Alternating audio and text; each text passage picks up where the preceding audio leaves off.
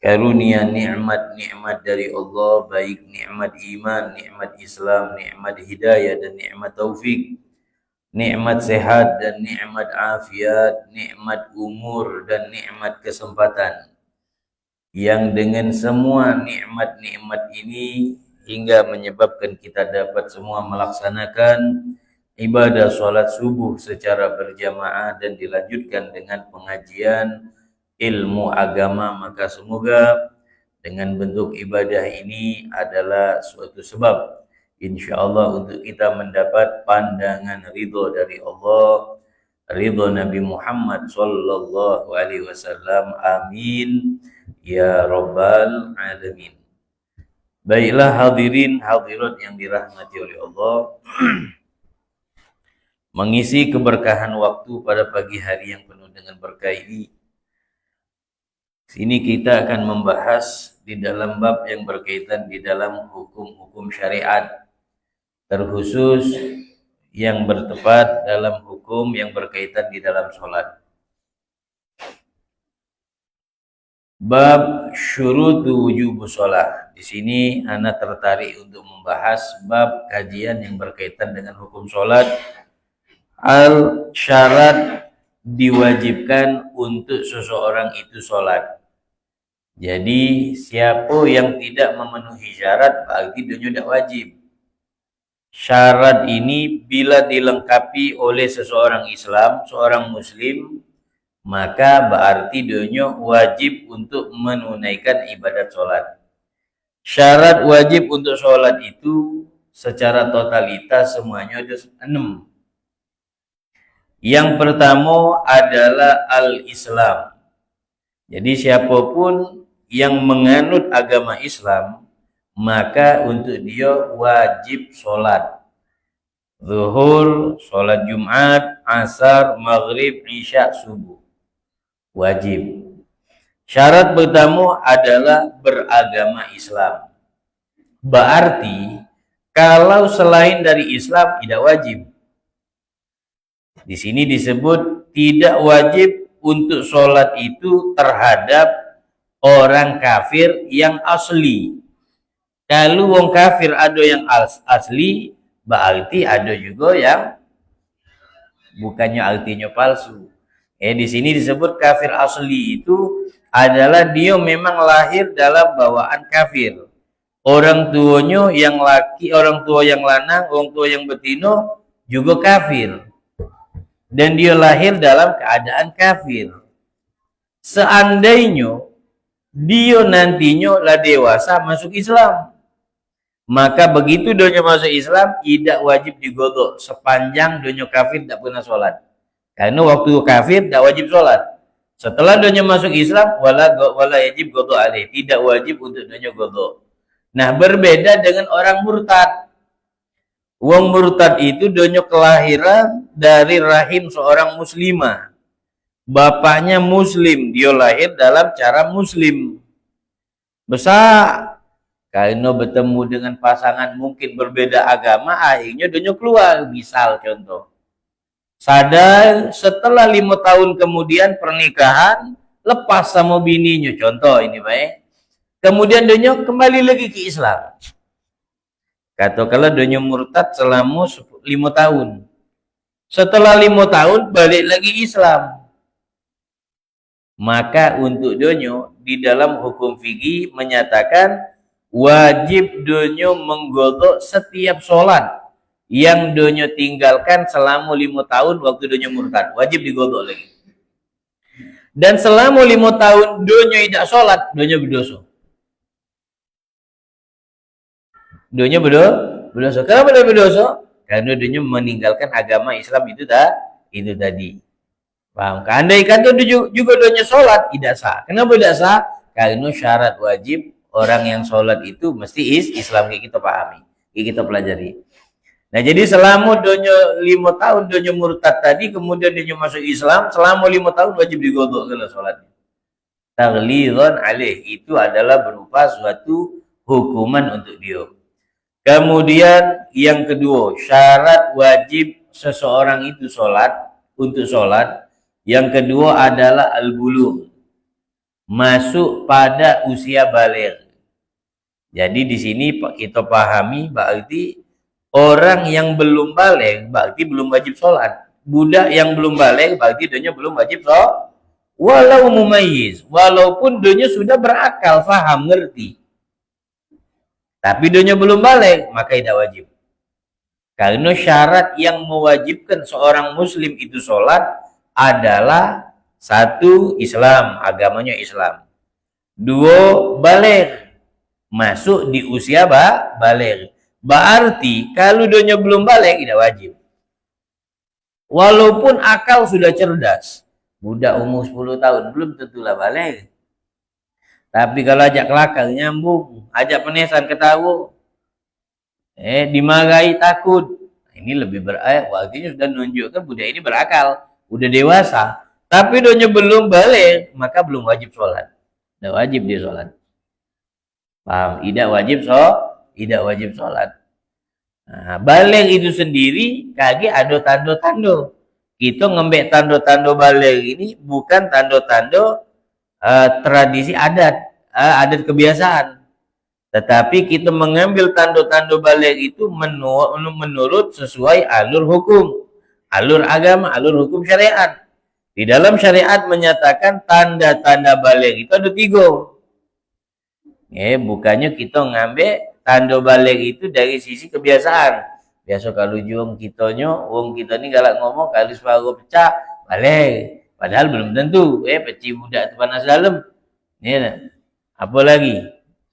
Apa namanya tumbuh apa dia ni yang dakun apa? Itu balik belum tentu.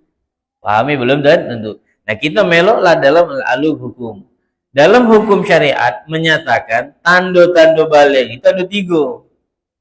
Satu, kalau usia sudah lebih 15 tahun. 15 tahun ini melok urutan tanggal Arab. Jangan kita ngambil bulan tanggal nasional, tahun nasional, Hijriah kita ngambilnya. Kapan selama 15 tahun dunia belum keluar sperma, belum mimpi basah, maka dapat divonis tetap dunia wong balik. Ada yang bangsa mungkin dari kecil tak pernah mimpi basah. Sampai lah umur 15 tahun lewat. 15 tahun lewat sehari. Atau lewat setengah hari. Maka dihukumkan ini budak sudah balik. Karena tanda balik itu melampaui usia. Jelas usia 15 tahun. Walaupun nak mimpi, nak tidak mimpi, ya sudah balik dia. Itu tanda pertama, tanda orang balik. Kedua, tanda balik itu adalah ihtilam, baru mimpi. Nah, ini umumnya manusia ni kapanlah sudah masuk di usia itu, sejak usia 9 sampai meranjak ke usia 15, itu bisa jadi wadah spermanya itu ngisi. Paham? Nah, insya Allah belum nyampe antara usia-usia itulah wadah spermanya penuh hingga terbawa di alam mimpi. Disitulah baru dia mengenal. Artinya ya kenormalan sebagai seorang lanang atau kenormalan sebagai wanita, itu ada hasrat, tumbuh hasrat. Nah, biasa hasrat itu kapan sudah wadah sperma penuh, hasrat itu terbawa dalam mimpi hingga dia mimpi basah. Nah, mimpi basah tadi itu salah satu penyebab tanda-tanda seseorang itu balik. Nah, kalau donya sudah balik, maka donya tertuju dalam hukum syariat, disebutlah mukallaf. Orang yang mukallaf wajib dia sholat. Nah, mukallaf itu siapa? Balik akil. Ini tentu dia Islam. Berakal, balik, dan donya muslim, maka donya wajib donya sholat. Kira-kira jelas sampai sini, Pak? Insya Allah paham sampai sini. Nah, begitu. Jadi ihtilam, mimpi. Itu salah satu tanda-tanda balik seseorang.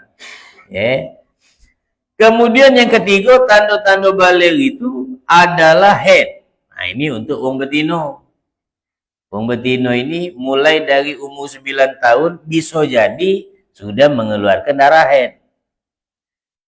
Bisa mengeluarkan darah. Umur 9 tahun sudah keluar haid, maka budak itu sudah balik. Kalau sudah balik, berarti donya adalah seorang yang telah diwajibkan untuk menunaikan donyo belum balik, tidak wajib. Berarti tidak wajib. Ya. Seandainya sampailah usia 15 tahun, belum balik lagi, belum haid lagi misal, tetap donyo diwajibkan. Kenapa? Sebab karena udah masuk usia yang mewajibkan untuk donyo sholat. Nah, ngomong-ngomong masalah rahasia, Pak. Ngomong-ngomong masalah usia. Di dalam usia manusia ini, ini sebagai faedah ya, di luar tema. Sebagai faedah, usia kita manusia ini, Pak, dalam setiap masa itu, dalam setiap umur itu ada makna kan. Ada kebiasaan-kebiasaan khas, kebiasaan khusus. Seperti disebutkan di salah satu kitab dinyatakan usia manusia itu dari kecil, dari lahir sampai umur 7 tahun itu dikenal dengan sebutan waktunya adalah waktu li'ib. Li'ib ini waktu bermain-main. Usia kita manusia dari umur lahir sampai umur 7 tahun itu waktunya bermain-main, waktu kanak-kanak. Budak-budak kapan bawa umur 7 tahun, berpesan nama bapak, sama ibu, beli ke ini, beli ke itu namanya waktu li'ib, waktu bermain. Dari 7 tahun ke 7 tahun, dari 7 tahun proses kedua, 7 tahun proses kedua, dari umur 7 tahun sampai umur 14 tahun, itu waktu lahwi. Waktu lahwi artinya waktu yang hampa, yang kosong, ngabis ke waktu Gato-gato umat manusia itu, kita manusia ini itu. Dari umur 17 tahun sampai beranjak ke umur 14 tahun, itu ngabiskan waktu, menyia-nyiakan waktu. Nonton, mangu, ngumpul-ngumpul, keluar nagu, waktu masa-masanya itu. 7 tahun proses kedua. Kemudian 7 tahun lagi proses yang ketiga. Berarti berapa tahun? Dari 14 ke 21. Itu waktunya tazayun. Tazayun itu hobi berais, hobi ganteng-ganteng berhias. Kadang-kadang ngaso donyo dewek paling belaga, donyo dewek paling cantik dewek ngaso-ngaso. Padahal wong lain tidak menilai sedemikian, donyo dewek ngaso. Itu umumnya umat manusia begitu. Dari umur 14 tahun ke umur 21. Tak boleh nyengok kacau, nak berkacau itulah. Paling belagak dewek, paling cantik dewek, itu sih manusia.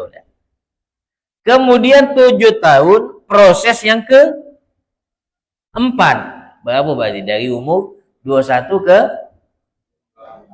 28. Itu prosesnya tafakhur. Tafakhur. Tafakhur ini ngaso donyo yang paling hebat, paling kuat, paling belaga, paling ganteng, paling loh, keangku-angkuhan. Itu umumnya manusia begitu. Umur 21 ke 28, paling gagah, paling kuat, paling jagoan, paling ngelawan, paling ditakuti, itu semuanya. Kemudian 7 tahun lagi proses yang kelima, berarti berapa? Ketiga itu waktunya takatsur. Takatsur ini takatsur itu artinya berusaha menginvest.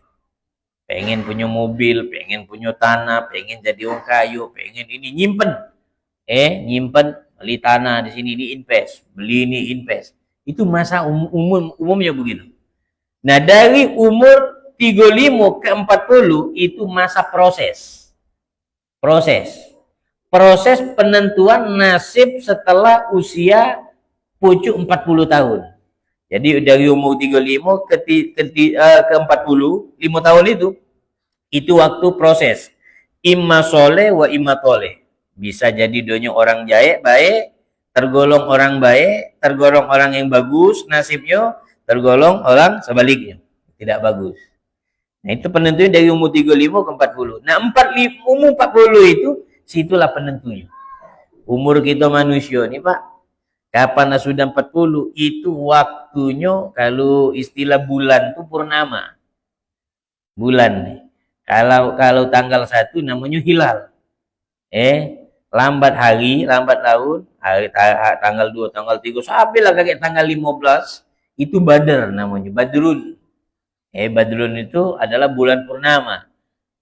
Yang disebutkan dalam qasidah pujian warga kota Madinah waktu datang Nabi di waktu hijrah, mereka memuji Nabi, mengungkapkan, menggambarkan, menyamakan Nabi itu kal Badar. Nabi Muhammad itu bagaikan bulan purnama.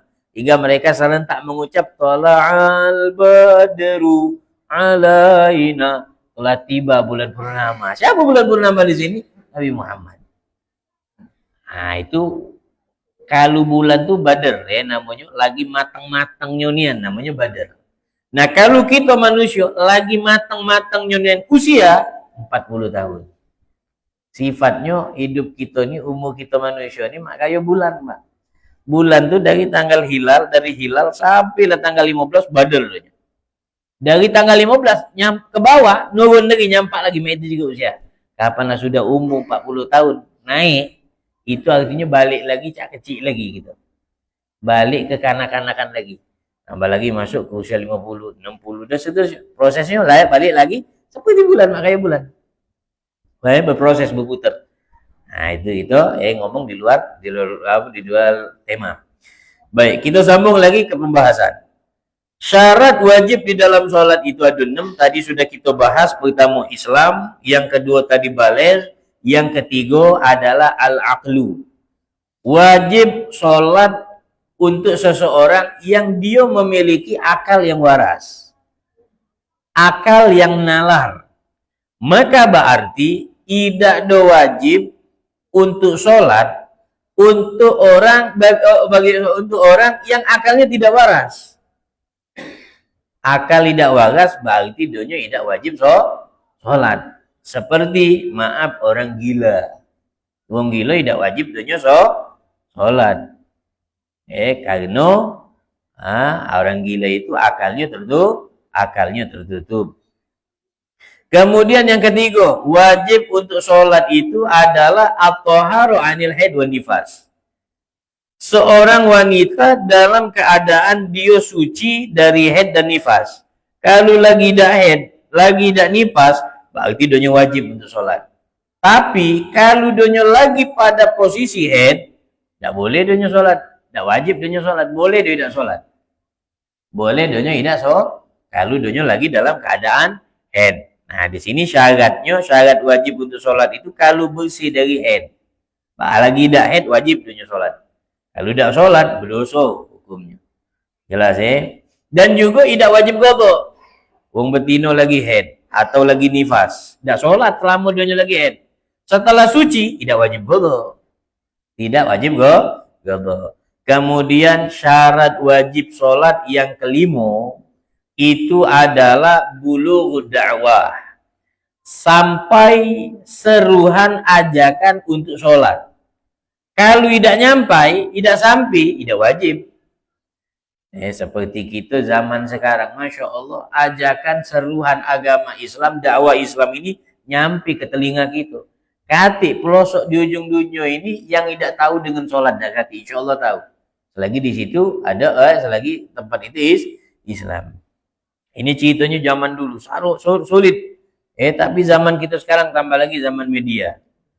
Zaman media kati tidak tahu dengan azan. Tahu gak lo azan itu apa? Azan itu seruhan ngajak untuk sholat. Terdengar. Pengajian ilmu agama insya Allah kemana-mana. Di dalam pelosok sekalipun insya Allah bisa.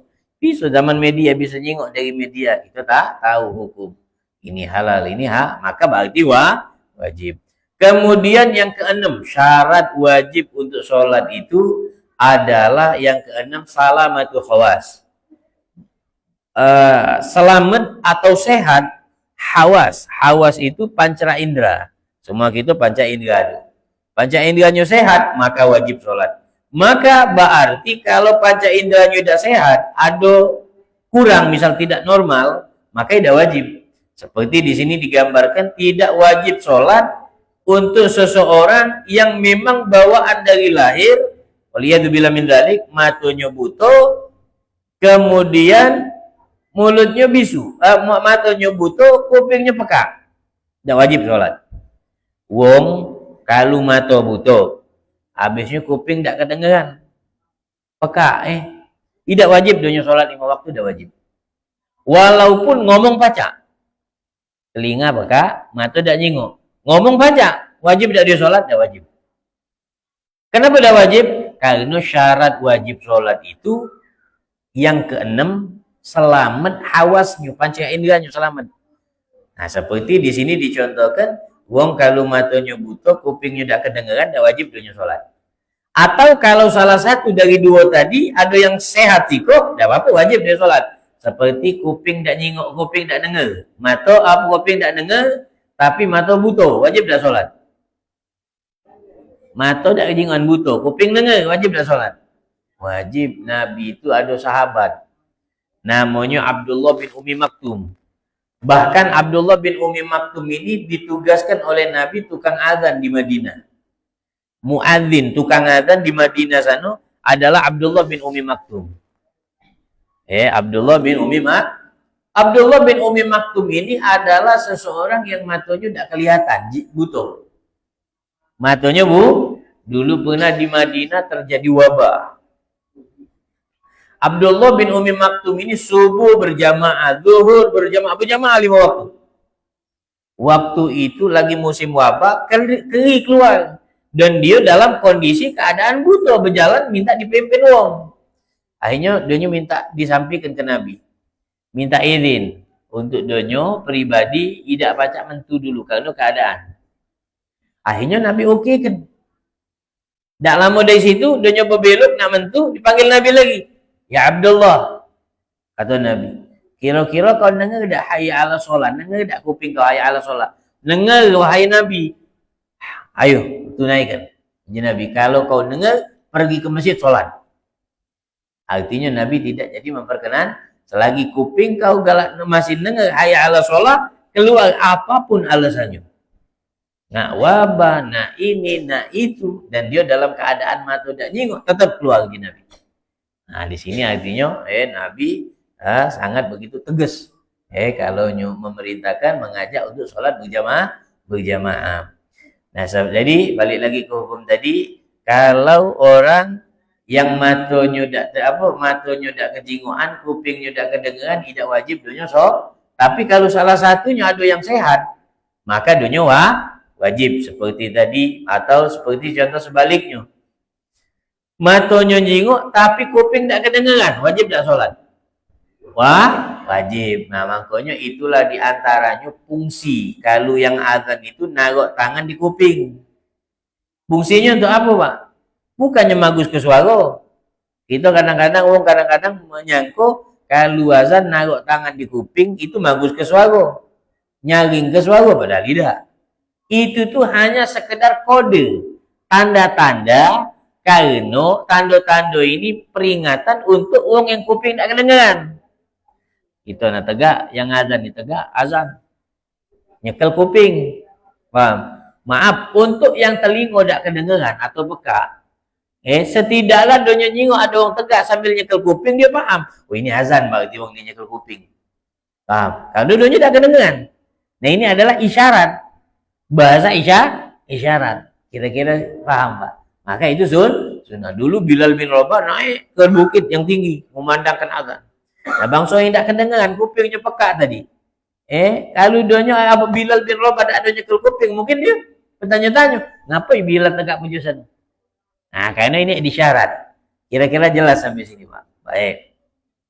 Jadi ingatkan, syarat wajib sholat itu ada 6. Pertama, Islam. Jadi siapa tidak melengkapi salah satu dari syarat, maka dia tidak wajib sholat. Tapi nyatanya kita galau-galau ini memenuhi syarat. Kita Islam, akal, balik, bersih dari haid dan nifas kita ini.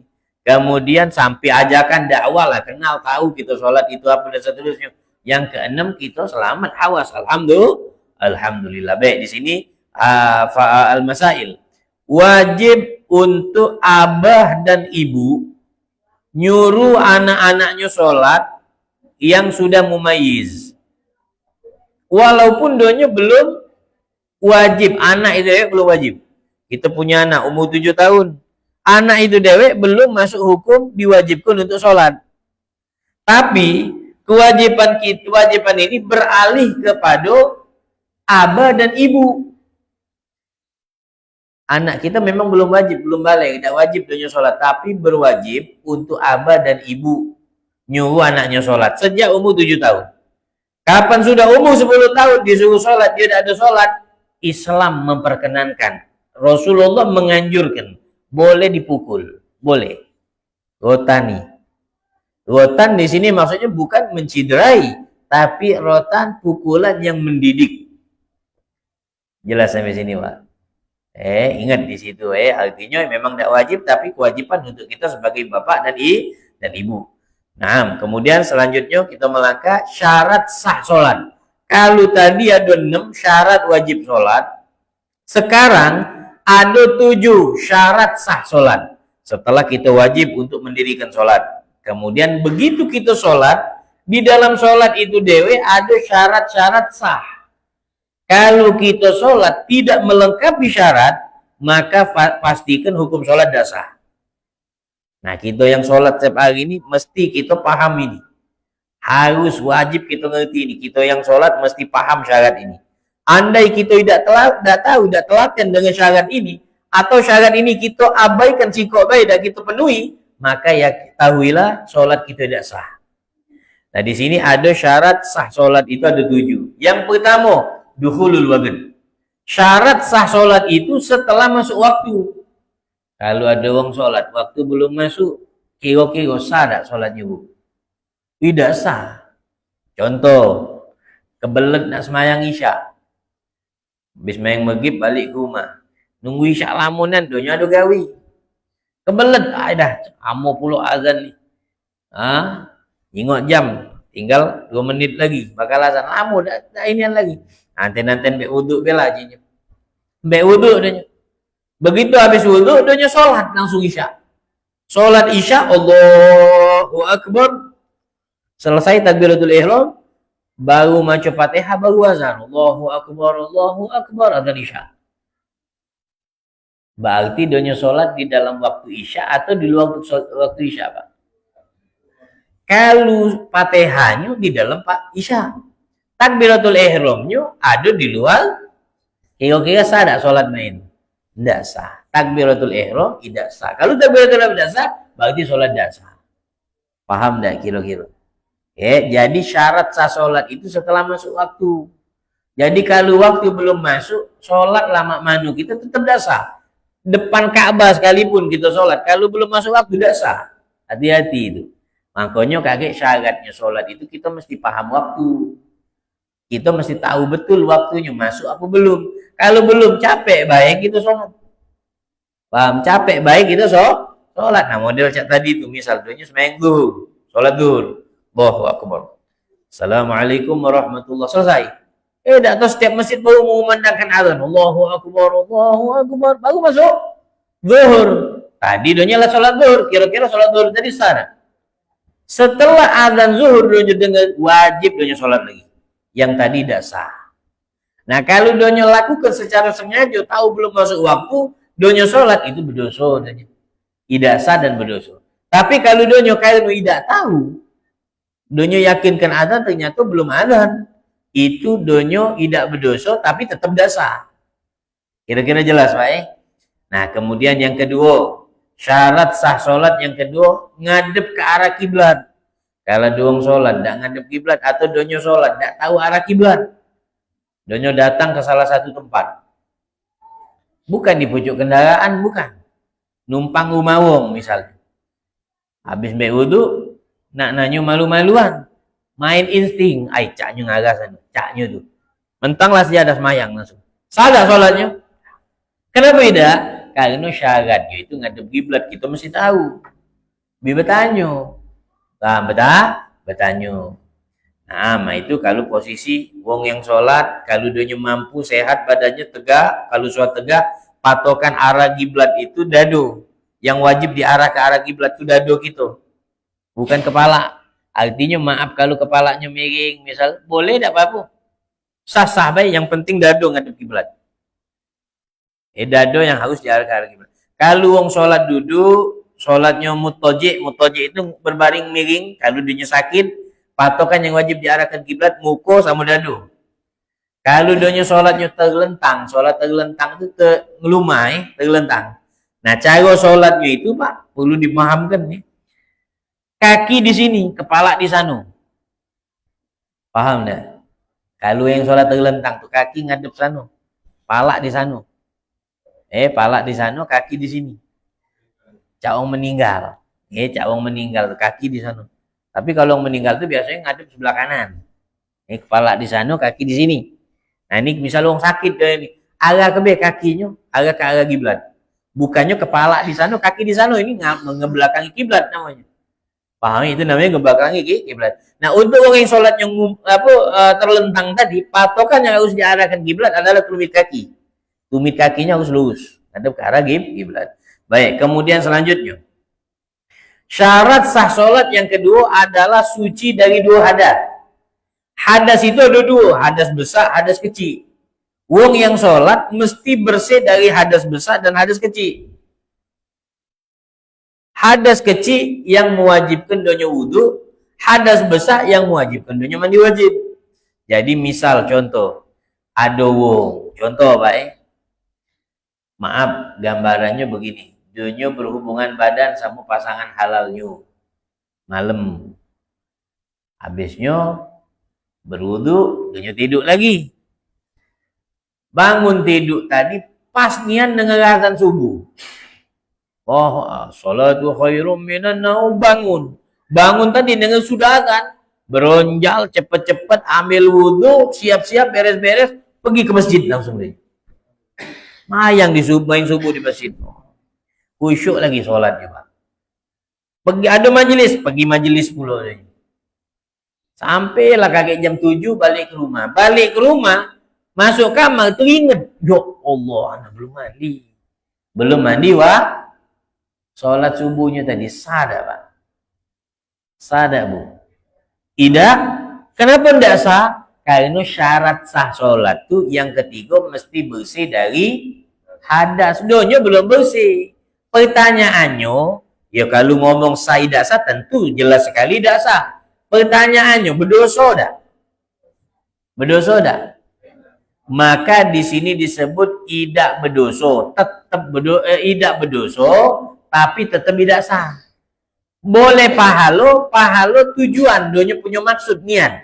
Niat donya ngacang-ngacang dari rumah, nak pun nak sholat. Niat donya itu niat bagus, dicatat pahalo. Tapi untuk yang dalam sholat tidak sah. Yang dalam sholat tidak sah. Paham Atau begitu pun juga, donya sholat lupa berwudu atau donya lupa berwudu. Lupa berwudu langsung be sholat. Insya Allah dah katilah lupa berwudu. Ini sebenarnya contoh donya sholat ya tidak sah. Ini bisa jadi kadang terjadi, bisa jadi. Ingatkan ini hukumnya haram. Contoh, ada wong sholat di belakang imam. Kata kelas main Jumat lebih ramai jemaahnya kan. Begitu di rakaat pertama, di rukuk rakaat pertama, beneran ini sakit perut, banyak angin perutnya. Giliran rukuk ngeluarkan angin, alias batal wudunya, ya kan? Nah ini keluarkan angin ini, ya mungkin tidak besar suaranya. Jangan tidak batal lah hukum wudunya Pak. Karena donya sholat di belakang imam, kalau donya nak berlari, nak batal, kejingo anian malu. Cirenong, nah ini berarti donya ini bang Akhirnya donya nahan malu tadi, ecak-ecak tak tahu padahal sholat donya batal. Terus donya imam i'tidal, donya merah i'tidal. Kira-kira hukum sholatnya sah dah Bang? Ya tidak sah. Berdosa dah? Berdosa bahkan haram. Donya tidak berwuduk, sengaja donya sholat, itu hukumnya haram. Itu hati-hati.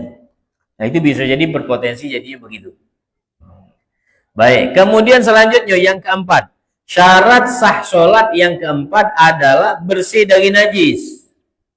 Di badan, di pakaian, di tempat. Ini harus bersih dari najis. Itu sholat. Ingatlah, 3 bagian ini mesti yakinkan bersih dari najis. Baju, pakaian, badan, tempat. Nah pakaian di sini setiap sesuatu yang nempel di badan, namanya hukumnya adalah pakaian. Contoh, HP. Nah, ini kita nih kadang-kadang yang galak ngawak HP, ya. Kita nih kadang-kadang sholat, Pak, ngawak HP. Atau katakanlah dompet bela. Dompet yang selalu nempel di kantong. Nah, hukum dompet ini pakaian. Hukum dompet ini adalah pakaian. Pastikan dompet kita ini mesti bersih dari najis. Seandainya di dalam dompet kita ini ada bedah najis, kita kantongi. Berarti kita memakai pakaian yang ada najis. Kita sholat, sah tak sholat kita? Tidak sah. Ini perhatikan. Atau HP. HP ini kadang dipegang anak kita, atau cucung kita. Di budak ini kadang-kadang, maaf, donyo kencing dan lain sebagainya, najis. HP tadi dicekalnya, berarti kena najis. Nah, kalau kah HP dibasuh kan? Nah, najis. Kita kantongi, kita bawa sholat. Kira-kira sholat kita sah, Pak? Syarat sah sholat itu harus bersih dari najis di pakaian. Ingat, pakaian. Arti pakaian, setiap sesuatu yang nempel di badan namanya pakaian. Bukannya baju, pakaian nih. Baju adalah bagian dari pakaian. Kopiah, pakaian. Cincin, pakaian. Pastikan ini bersih dari najis. Paham ya? Seperti semut mati. Najis tak? Semut mati. Najis apa? Najis tak? Semut mati itu najis. Artinya donya statusnya adalah bangkai. Semut mati masuk juga kantong baju kita. Semut mati masuk juga baju kita bawa sholat. Sah tak sholat kita?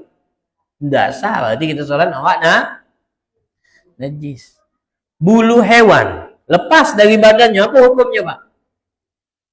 Tergantung hewannya. Kalau hewannya yang boleh dimakan dagingnya, bulu yang lepas dari badannya tidak najis, suci.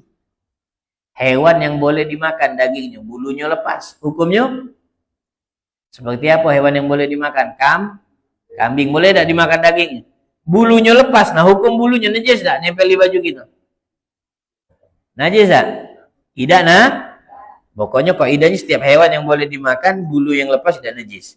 Tapi kalau hewan yang tidak boleh dimakan, bulu yang lepas dari badannya, hukum bulunya najis. Seperti kucing. Kucing boleh tidak dimakan? Bulu yang lepas, bulu kucing lepas, nempel di sejadah, atau bulu kucing nempel di baju kita sholat, sah tak sholat kita? Tidak sah. Nah, ini perhatikan. Bersih dari najis pakaian, kemudian tempat. Tempat yang dimaksud adalah, Pak, begitu kita sholat, yang kita injak, yang tangan kita nepak, yang dahi kita nempel. Nah, itu pastikan tidak ada najis. Anak sholat pas sujud, selagi dahi kita tidak ada ngendi yang najis, tangan kita tidak nepak yang najis, itu sah. Tapi kalau sudah kita nepak yang najis, misal kita sholat nih, di pucuk sejadah tadi ada kotoran cicak, kita tepak, tertindih, najis, sholat kita tidak sah.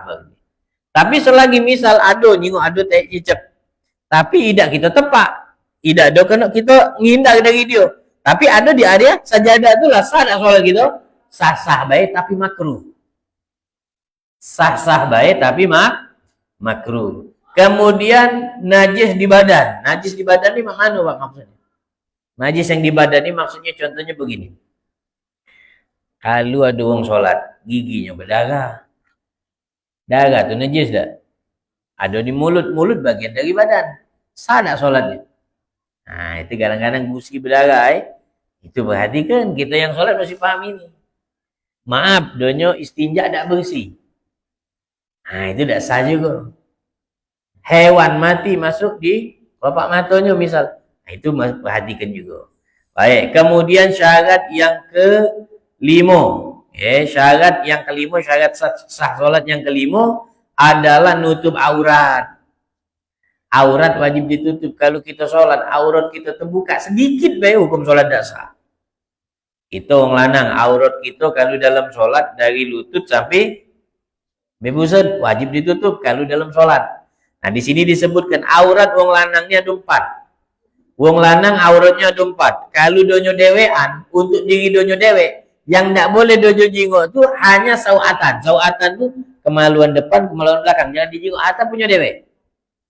Punya kita dewek jangan dijingoi. Paham? Punya kita ni boleh jingoi tapi. Sayyidina Ali bin Abi Thalib tu kalau kita nyebut namanya karamallahu wajhah. Ini sering Ali bin Abi Thalib karamallahu. Kenapa sebab Ali bin Abi Thalib dari kecil tak pernah jengok punya dia dewek. Makanya mukanya mulia disebut. Ali bin Abi Thalib itu. Nah, kalau aurat laki-laki itu lanang auratnya kalau di dalam sholat dari pusat sampai lutut. Jangan terbuka sedikit pun. Di depan maharimnya.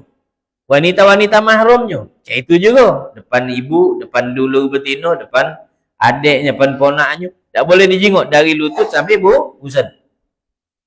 Di depan wong lanang semuanya. Kita wong lanang, sesama lanang. Tak boleh kita jenguk area dari lutut sampai pusat wong lanang lain. Tak boleh. Makanya hukumnya haram. Makin sepan pendek. Wong lanang makin sepan pendek. Hukumnya haram. Wong lanang haram, tambah lagi betina lebih haram lagi. Wong lanang tapi alhamdulillah sekarang jarang jenguk wong lanang makin sepan pendek. Alhamdulillah. Apa matuan abeng jarang jenguk, insyaallah banyak. Tidak dok. Yang banyak ni wong betina sepan pendek. Yang banyak ni wong betina makin sepan pendek. Kata Sayyidina Ali, kata Imam Hasan Al-Basri. Kata Imam Hasan Al-Basri, ini sebagai penutup. Kata Imam Hasan Al-Basri, punya sifat malu itu untuk wong lanang bagus. Tapi kalau wong betina jauh lebih bagus lagi. Wong lanang punya sifat malu hasan artinya bagus. Wong betina punya sifat malu ahsan, jauh lebih bagus. Artinya wong betina harus punya sifat lebih malu daripada wong lanang. Tapi anak perhatikan kita di akhir zaman sekarang, pecahnya wong lanang lebih malu dari wong betina. Benar tak Pak? Buktinya, antum jengoklah ke mall, datanglah ke mall. Banyak kita jengok wong betina terbuka-buka bajunya. Maki sepan pendek, maki baju yang cak kaos kutang, tak pun dia ni. Yang terbuka aja itu Gato-gato banyak anu betina, mana ada wong lanang? Coba jengoklah antum ke mall atau di jalan-jalan kayu. Mana ada bapak-bapak maki baju kaos kutang sepan pendek pergi ke mall, ada tak Pak? Ay malu kata wong, tapi yang ada betina. Berarti banyakan sekarang betina jarang punya sifat malu ketimbang wong lanang. Paham Artinya mereka-mereka yang tidak ikut di pengajian, mereka-mereka yang tidak paham. Tapi alhamdulillah masih banyak sih wanita-wanita yang soleha, banyak di antaranya di masjid kita. Banyak ibu-ibu gitu, keluarga kita insyaallah soleha gak? Nah ini kayaknya kalau nak dituntaskan waktunya tidak cukup, jadinya udah nak siang. Kita cukup sampai sini. Moga apa yang kita kaji pada perjumpaan ini bermanfaat dan bermotivasi khusus untuk anak pribadi dan umum untuk kita semua. Sekian, billahi taufiq wal hidayah. Wassalamualaikum warahmatullahi wabarakatuh. Bagi bapak-bapak atau ibu-ibu yang ingin bertanya, silakan.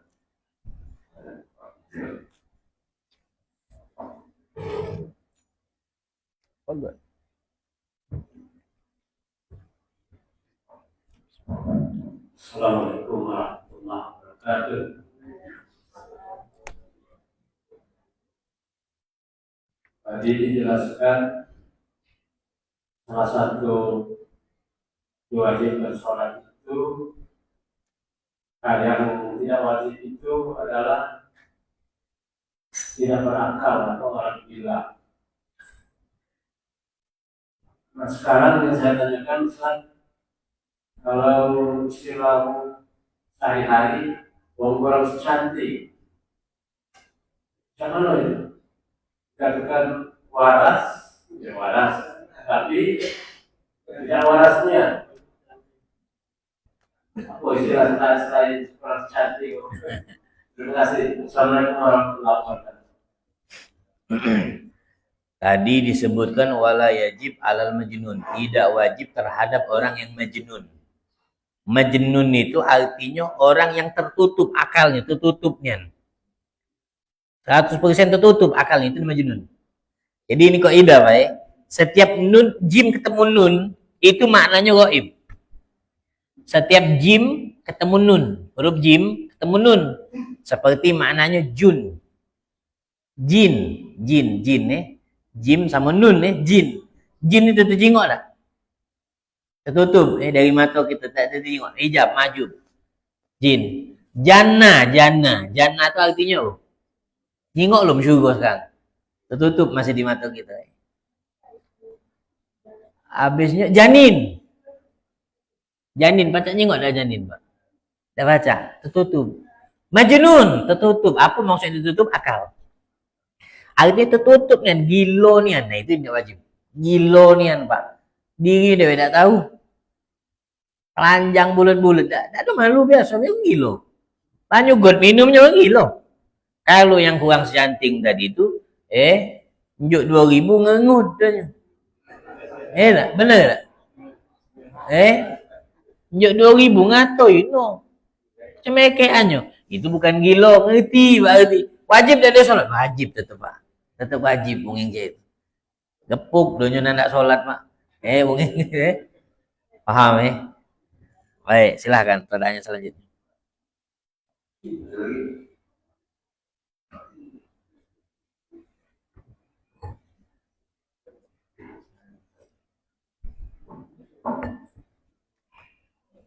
Assalamualaikum warahmatullahi wabarakatuh. Waalaikumsalam. Ini saya mau tanya Pak Ustaz. Kadang-kadang kita kan tugas di kapal biasanya. Di kapal itu kalau dia kapalnya muslim itu disiapin jadah aman, Pak ya. Ya. Kalau kapalnya kapal non muslim itu tidak disiapin jadah, kadang-kadang gitu kan. Ya. Cuma kita arahnya itu gimana Pak Ustaz? Kiblatnya. Kadang-kadang kan kapal kan berputar itu Pak Ustaz. Itu. Nah, ini itu dari satu lagi nih Pak Ustaz. Satu lagi. Saya tuh ada masjid lain nih Pak Ustaz. Tadi gue cerita tentang kucing gitu. Nah di masjid itu banyak ini kucingnya. Nah, kadang-kadang dia di tempat imam itu kadang-kadang belum ada itu. Tempat yang lain banyak lah gitu. Yeah. Kita nggak tahu Pak Ustaz itu. Katanya ada najisnya. Yeah. Gitu kan. Itu gimana Pak Ustaz? Baik. Itu aja Pak Ustaz. Berarti dua pertanyaan nih. Jawaban pertanyaan pertama, kalau kita di pucuk kapal, sholatnya mak mano? Kapal ini berjalan apa tidak? Apa lagi mantap? Jalan. Kalau lagi berjalan, Mantap Pak Ustaz. Mantap. Nah, lagi mantap Kita jengok arah-arah kiblat. nah, Biasanya sudah ditentukan apa namanya? Ada kompas dan lain sebagainya lah. Sholatlah kita pas takbiratul ihram menghadap arah kiblat. Kita sholat.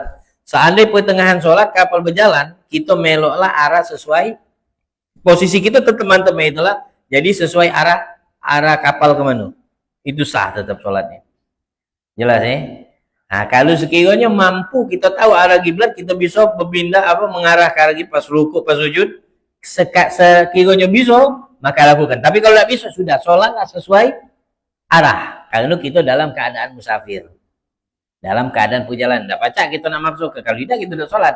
Maka sholatlah kita sesuai arah kapal berjalan.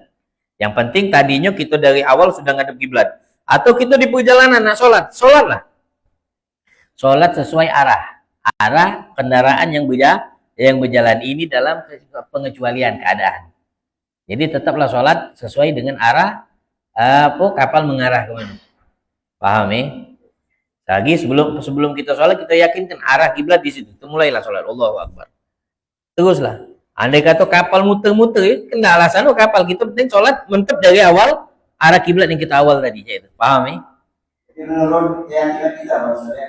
Yakinan macam mana? Ya, menurut keyakinan kita bahwa Tidak, kita sebelum sholat yakin dulu, cari dulu arah kiblat di mana. Kita usahakan dulu, pakai kompas dan seterusnya. Insya Allah, dah katilah kompas. Insya Allah adalah pasti kompas. Atau kita nanya dengan orang-orang yang di tempat itu, pasti insya Allah ada yang paham. Pasti ada bertanya dulu arah kiblat. Kita sudah usaha, itu ijtihad. Dia tahu arah kiblat di situ, kita sholat. Kemudian selebihnya terserah arah. Paham Atau kalau kita yakin, ya sudah, kita ambil keyakinan lah.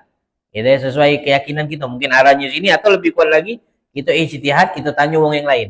Wong sepakat ngomong di situ sudah melok. Kemudian jawaban yang kedua, sholat yang di situ ada bulu kucing, seandainya kena di badan kita, tidak sah sholat kita. Atau sajadah yang banyak bulu kucing, giliran kita dudui, kita sujud, kita tepak tangan kita, itu tidak sah. Paham? Karena hewan yang tidak boleh dimakan kucing itu. Nah, selagi bulunya masih nempel di badannya, hewannya tidak najis. Kucing tidak najis.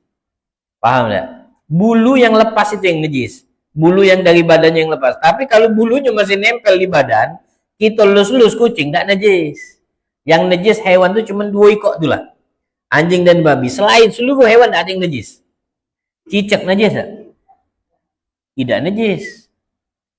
Tapi ngapain nak nyekel ya tak tidak najis. Jadi kucing tidak najis, tapi bulu yang lepas dari badannya karena jawabannya kucing adalah hewan yang tidak dimakan dagingnya. Banyak seperti harimau, najis tak? Bulu yang lepas dari badannya najis karena harimau hewan yang tidak dimakan. Tapi kadang ada wong ujinya kebel, ujinya kalau bulu harimau, bulu macan tetap simpen taruh dompet. Ujinya kaget cek inilah cek itulah ujinya. Mana tak tahu juga ujinya ini. Dia bawa sholat, taruhnya dompet, bawa sholat, salah sholat ni. Tidak sah, ngawak najis. Nah ini kadang-kadang mah itu. Ada lagi ujinya juga, sperma gajah. Apa mani gajah, Nah, mana itu ada hukum. Ada orang kadangnya ngawak itu ujinya. Macam-macam ada apa dia pengasih apa. Nah kalau anak masih tak ngerti cak itu. Kalau anak masih kurang yakin hal-hal yang cak itu. Itu hal yang harus kita tepis ya jauh. Kita punya Allah. Jauhi pahaman-pahaman yang cak itu. Kita punya Allah. Hindari. Baik, silakan bertanya selanjutnya. Barangkali ibu-ibu pula. Kalau tidak hati kita tutup doa berarti. Ibu, ada? Nah boleh, sikot lagi ya tak?